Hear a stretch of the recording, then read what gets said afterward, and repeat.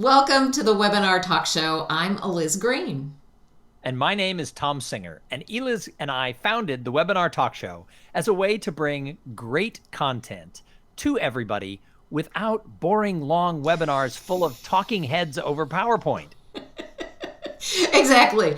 We would like to ban the talking head over PowerPoint session. I think we're all, after what? How long have we been in this virtual pandemic?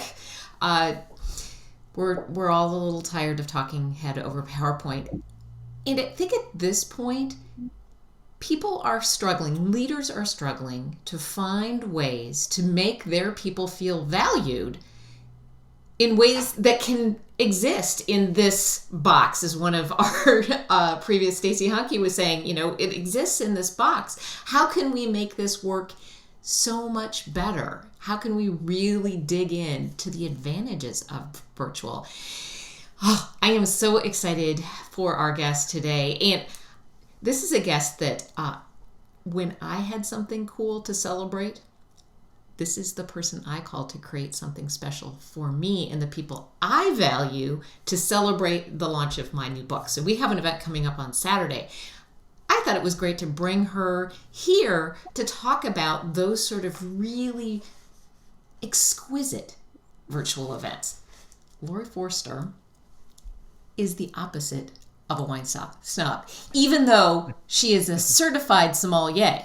Which, how many people do you know that are a certified sommelier? Not very many. She is a wine educator. She does team building and corporate events.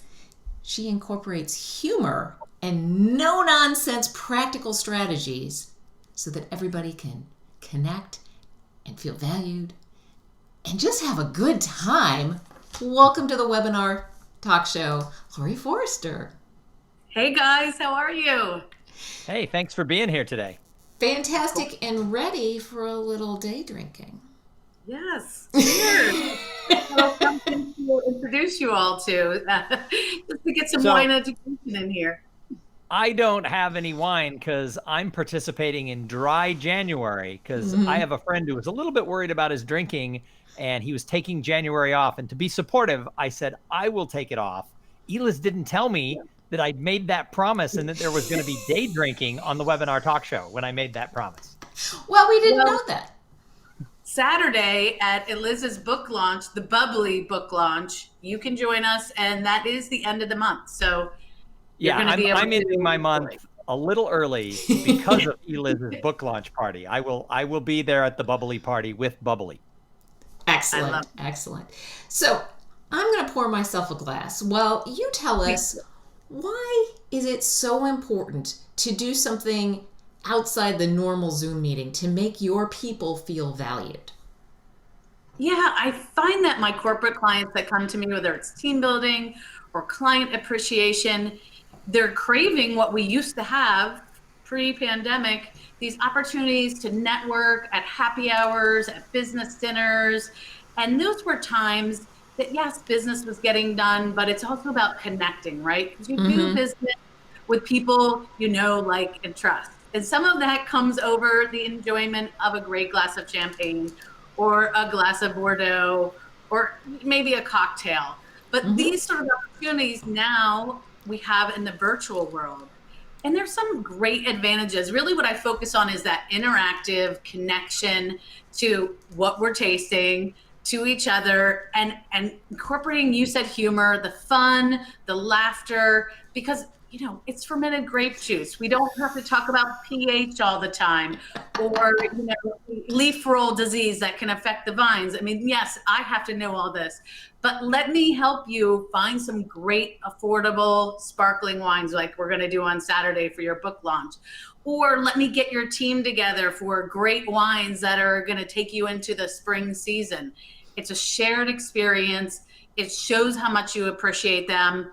We're sending the bottles right to everyone's homes. So not only do they get to enjoy this great experience with either great affordable wines, or maybe you want to treat them to a step up, but you know what? Their spouses are also getting to enjoy it too. So it kind of becomes a whole family experience if you want it to be. And it's just that, as an employee, especially on that side of things, How great does that feel? Your employer sends you 2 nice bottles of wine, a couple of cheeses, brings in an expert who's fun, who's going to walk you through it. And now you have that knowledge for your next, when we can go back to sitting down at the restaurant and ordering, you know, a little bit more, you have more confidence. Same goes with your clients. And I always say, I'm here to demystify the wine one glass at a time. And over that glass or bottle, you know, many a friend is made. There's going to be connections. And that's what I love about it. So before the pandemic hit, had you done any virtual meetings like this? Had you done any wine tastings over, you know, the Zoom type platforms of the world? Or is this something that you started last year? Well, actually, Adobe Connect, I don't know how many years ago that was, maybe A 4. long time ago. A long time ago, 4 years ago or so, I put together an online wine class where people would log in, and for 5 weeks, I'd teach them all the essentials. A few years later, I did it on Zoom and recorded, and now that's available as an on-demand product on thewinecoach.com. But you know, I got people, but not a ton of people, because the whole idea of doing things virtually, people were like, this is nuts, right? So I did have that experience, and pre being in the wine business, because I switched careers in 2000, I sold software. I was a technology executive. So I do have that technology background, and I love gadgets and software and technology. I'm a huge adopter, early adopter. And so I had that background. But on March 10th in San Diego, of last year, I did my last live event. I cut my trip short because I saw something weird happening out there. And then I got back to Maryland, where I'm based, and basically my whole calendar got canceled. So at that point, and I'm sure you guys can totally relate to what I'm saying, and all the other hospitality speaker event people out there. I really thought, well, there goes the year. I mean, I'm done. And then I had some of my consumer and corporate people approaching me, you know, would you, you know, we're all locked down. We need something to do. Would you put together some virtual tastings? And I started doing weekly something called Wine Down Wednesday. This I love. Yes, what a great, wait a minute. I want to point that out. What a great name. Wine Down Wednesday. What a great name for that event. It is. And it's, of course, on a Wednesday. It breaks up the week. And, you know, we did it every single week during the, you know, hardcore lockdown. And it people said kept them going. It kept me going and staying sane and being able to work. And then later, when it got towards the fall, my corporate clients and even new clients started coming out, because they had these entertainment budgets and these budgets to team build and client entertain. And this is just a great way to show how much, and everybody loves wine. So it's just a fun shared experience. I have alcohol-free wine sites that I leverage for people who don't drink. That's absolutely possible. There are whole websites and lots of options now, because a lot of people are looking to go lighter on the alcohol or go no alcohol. So that's possible too. So I had a little experience, but now, you know, now it's kind of my world for the foreseeable future. So for our people, our meeting industry partners, and perhaps some of our HR partners, can you talk a little bit about that process? I know what we did for my event in terms of how do you get the wine to the people, or could you do something maybe a little less expensive and hold an event but have people purchase their own wine, you know, as it fits for them? Yeah. And each client has different needs. So when I, you know, talk to a prospective client, I let them know there are several ways to go, you know, depending on what your budget is. I have several winery and online wine partners where we can order and ship the wine direct to your customers or team members. That's easily done to almost every state in the union except Utah. They're difficult, but then we find a local purveyor on the ground. So that's doable. There are half bottle options. There are tasting kits at some of the wineries I work with that are just a couple of ounces of each wine. And so I can really work with a broad variety of budgets for that. And part of my service is helping to coordinate that. Of course, purchasing the wine and food is separate, but I coordinate with the vendors and make sure that runs smoothly. And then, yes, like with the Bubbly book launch and some of my fundraising clients or some of my associations might not have the budget to send the wine to the participants. But what they do is they'll get me and the class for free. And then we give you, here are the 3 wines Laurie's tasting, and here are the links. Buy one, buy all, or just bring your favorite wine to the tasting and, find out about these wines and buy them later. So there's a lot you can do, in several formats, as you guys know, Zoom, WebEx, Teams. And I just last week did my first global. We had Vietnam, Singapore, all over Europe and in the US. Wow. And that was quite a coordination of wine purchases, but I'll bet. wine for everyone. We all logged in. And somebody was having wine for breakfast then, based on the whole world tuning in. Day drinking. In the morning, but this is my job, so I have to give till it hurts. So, speaking of, there is one wine I feel like that is possibly appropriate for breakfast, and it's sparkling wine or champagne. So real quick, I just wanted to show you, I brought a wine to introduce everybody to. And this is actually a half bottle of wine. I don't know if you can see in relation to the size of a full bottle what this looks like, but it is exactly half of a regular size bottle of wine. This is a champagne from Champagne, France. The region of Champagne is located in France, and it's the only place where we can call the bubbly wine they make champagne. Everything made outside of that region, even if it's 1 mile outside, is sparkling wine. They beat this into us, Tom and Liz. So this is a champagne from Nicolas Fouillat, and Nicolas Fouillat was quite the interesting gentleman. Back in the Studio 54 days, he was kind of a legend of the disco and hung out with people like Jackie Onassis and some very, popular and affluent people. He inherited a champagne property and then just started making champagne for his, important friends. And eventually it became a business. And now it's actually made up of a cooperative of lots of small growers, which I love. And the great thing and the fun thing about this champagne, because each champagne house has a different style, is that the 3 grapes of champagne, did I hold up 3 grapes of champagne, Chardonnay, which is white, Pinot Noir, and Pinot Meunier, which are 2 red grapes. Really? But we don't leave the skins during the process. So of course, this one we make it white. If we left the skins on, they have color compounds. We might make a rosé, or eventually it would be a red wine, right? So with this one, a lot of the red grapes are in the Nicolas Fouillat, so it has lots of fruit, lots of power, as opposed to a Laurent Perrier, which we're going to have on the Bubbly Book Bash, which has lots of Chardonnay, so it's more delicate and elegant. So yeah, this is delicious. It's one of my great affordables. Half bottle for $25, 2.5 glasses in there.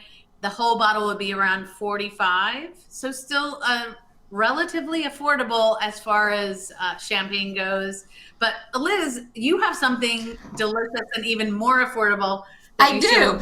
I have a little bottle that I got because I didn't want to open one of the ones for Saturday that I already had. So I went and found this yesterday, a little Prosecco. I think that's a breakfast wine. Absolutely. And, we all know a mimosa is a little bit of orange juice, or better yet, in my case, grapefruit juice is my favorite mimosa. But with Prosecco, which is made in the Veneto region of Italy, you have the Ruffino version, and you have the 187, which is like the one single serving size, a little peach nectar that makes a Bellini. So there's your breakfast idea. Well, I was going to suggest if you float a couple of raspberries in it, you have breakfast. That's true. But yes, and it's made via a different process. The champagne process is a much more expensive artisanal process where the bubbles are created right inside the bottle. Oh. In the Prosecco process, it's created the bubbles in a tank and then it's bottled. So it's a little bit cheaper, it's a little bit easier to do, and that's why Proseccos are a little bit more affordable than champagne, but fruitier and a little less dry than champagne. So it just depends on what style you like. And that's the fun thing of doing tastings, like the ones I either do a Wine Down Wednesday or corporate, that you get to taste things you might not normally taste, and you get to know what you like better. Otherwise, we kind of stick in our rut, right? You don't want to spend money if you don't know you're going to like it or not. So, Laurie, before the pandemic came, you were doing these trainings and tastings for corporate audiences. You've now taken it into the virtual world. What are some of the fun experiences that company groups, corporate groups have been able to have where when you log off and hit end meeting, you're like, oh yeah, that was good for this client? Yeah. Oh, there's so many great ones this year. For a company that makes, the I've fallen and I can't get up kind of tool. I don't want to name any things here. I did a really fun wine and chocolate tasting. And so, yeah, I know. Who doesn't like that? So we had 3 different kinds of chocolate truffles from Vosges. If you've ever had Vosges chocolate, it's really outstanding. And then I sent 3 different bottles of wine that each went with the different flavors, whether it's milk chocolate or dark chocolate. That's totally going to change the type of pairing. And that, I thought, it was interactive, it was fun, and they really got to learn a little bit about, wow, you can't just put any chocolate with any wine, as some people might think, because yes, you can.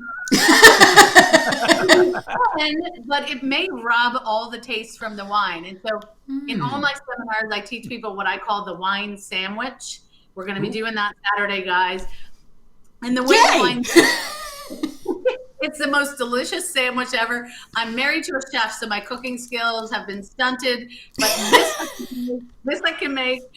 You always try the wine first alone, because once you start eating, it affects the taste of your wine. So wine alone, then you taste your food, then you go back to your wine. So wine, food, wine, that's the sandwich. And after the second sip of wine, after you've had the food, you're thinking, champagne is known to have really crisp, mouth-watering acidity. It's that little zing, that little tang you get on the finish. But put it with a briny oyster, put it with a little piece of brie or camembert or Saint Andre triple cream cheese. Oh my gosh, go back to it.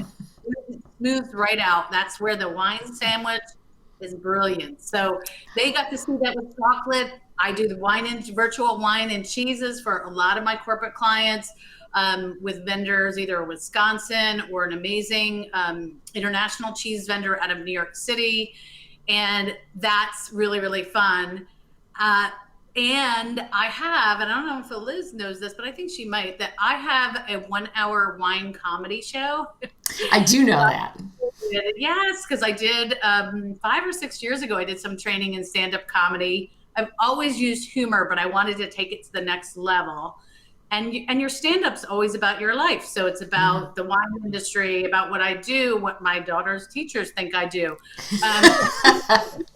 All kinds of fun stuff. And so one of my offerings for my corporate and fundraising groups is my wine comedy show. And it's comedy, it's wine education, it's games. It's just a night to blow off steam, which who doesn't need that these days? And it's really, really fun. And it's translated really well in the virtual format. So those are some highlights for sure. Those are beautiful highlights. We've covered the breakfast wine. We've now covered lunch, because you could have a wine sandwich. Yes, absolutely. So now as we move to dinner, what is it we need to know about wine with dinner? We got breakfast and lunch covered. Yeah, well, the whole overriding food and wine pairing rule, and I'm really passionate about wine with food. One, I mentioned I'm married to a chef. Food and wine, we believe wine's part of the recipe of your meal. It's going to make the food taste better. The food's going to make the wine taste better. It's just a win-win. And yes, normally we're doing that at dinner, right? So the big thing you want to think about when you're trying to create those great pairings is the weight of the food determines the weight of the wine. And what do I mean by that? You're having a delicate fish or fish in general, you're looking for those lighter wines, which tend to be your whites and your rosés. But certain fish, like salmon, is a little bit meatier, right? You can put with a light red wine like a Pinot Noir. That is one of my favorite pairings for salmon, is Pinot Noir. And I, years ago, got to go out to Oregon, the Willamette Valley, and go to a trade event that we call Pinot Camp. And yeah, it's a thing. They teach you all about Pinot Noir in Oregon, and I got to have fresh salmon with Pinot Noir. I've never looked back. So that can work, but then you move into your steaks and your stews, right, at this time of year because it's cold and you want that hearty food. You can't put a Pinot Grigio with that. You got to go with your bigger things like your reds, your cabs, your Bordeaux blends. There's so much great affordable Bordeaux out there. It's amazing. So that's the big thing you want to think about. And then think about how it's cooked, the sauces. There's more rules that I teach people about, is there fat? Is there salt? Is there acid? All those things teach you the right pairing. Nice. Yeah.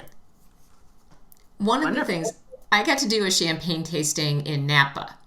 And this is why I wanted to do the Bubbly Book Bash, because one of the things I learned was all bubbly wines are not the same. There's a really big range of what they taste like and all of that. So it was eye-opening.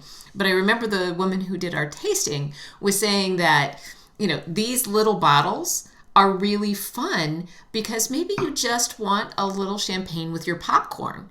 And I'm like, that is one of my favorite pairings. Truffle and popcorn, so with a little truffle oil on it. So good. And you don't have to be a master gourmet to make that, or French fries. Just those skinny, awesome French fries. Same thing if you want a little Parmesan, a little truffle oil, all of that. Anything fried, truly, wine is good. But so basically, shabby chic. Basically, you're saying if I have a great bottle of champagne, I want to drive through McDonald's on my way home. Chicken nuggets and champagne would not be a bad pairing. Absolutely not. I would not argue with you about that. Fried chicken and champagne is a really great option. Wow, that just sounds perfect for some reason. It does. Go to KFC instead of McDonald's. Or Chick-fil-A. Or Popeyes. Really? Yeah, I don't discriminate. Whatever fried chicken works. Here in Maryland, we have Royal Farms, and it's a 7-Eleven type thing. They're known for their fried chicken, so a lot of people swear by that. It works. It absolutely works. So, Laurie, before we let you go, I want to touch on something because you do this through wine and cheese and chocolate. But really, there are a lot of ways to share experiences. And when we share experiences, that's how relationships are built. Human connections are made through shared experiences. And what we've gone through in the last 10, 12 months has stripped away the ability to share experiences. So what is your advice to companies when it comes to their employees and it comes to keeping in touch with their clients beyond just wine? What is your advice? Yeah, I think it's about, even for us with our clients, just having that regular touch point. And it can be different modes. It could be, every quarter you're doing a virtual Zoom experience, but in between it's a little gift in the mail. I think we've all, even though, the USPS struggles to keep up with this increased volume, we are all appreciating getting things in the mail more than we ever have, right? Just a little, I sent my clients, I don't have it here with me right now, but I'll have it on Saturday, a champagne saver. And it's a tool that you can actually use on your champagne bottle. So if I open this now, I put the champagne saver on the bottle, it keeps it bubbly for days to come. So I cannot have it tomorrow, have it the next day, and it tastes great. So I sent everyone one of those as a Happy New Year gift. Maybe it's a written letter. It's just, regular ways to keep in touch. Some of my clients will invest in doing a private virtual experience with me, but some of them know I do my monthly Wine Down Wednesday. And so they'll just buy a couple of tickets for this client or another. Oh, nice. So, yeah, and they're $20 a pop. It doesn't have to be a huge investment. So I think just keeping the regular touch points in many different modes really helps that any kind of relationship, right? We just need that. We crave that social interaction. So that would be my advice.